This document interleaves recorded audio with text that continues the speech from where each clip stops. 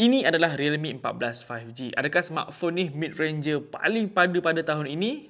Jom kita tengok. Baiklah, tengok dulu dia punya performance gaming. Smartphone ni menggunakan chipset Snapdragon 6 Gen 4. Realme bagi tahu ini adalah smartphone pertama di dunia yang menggunakan chipset ni. Realme 14 5G ni sangat sesuai bagi kaki Mobile Legends sebab dia menyokong sehingga 120 FPS. Jadi kalau kita main game tu memang kerasa smooth, memang kerasa laju dan lancar je. Untuk display dia pula mewah, dia menggunakan panel jenis AMOLED, ada refresh rate setinggi 120Hz. Cuma brightness je lah tak tinggi sangat. Dia hanya ada 2000 nit sahaja. Untuk design dia pula cantik. Ini adalah rekaan mecha. Memang sangat sesuai lah bagi kaki gamers untuk menggunakan design yang mecha macam ni. Memang sesuai dengan jiwa korang. Untuk kamera dia bersaiz 50MP.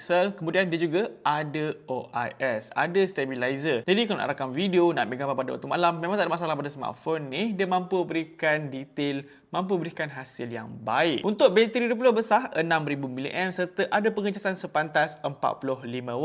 Dan smartphone ni juga ada bypass charging. So, dia menghalalkan kita lah untuk main game sambil cas telefon. Jadi, adakah Realme 14 5G ni adalah smartphone mid-range terbaik pada tahun ini? Cuba komen.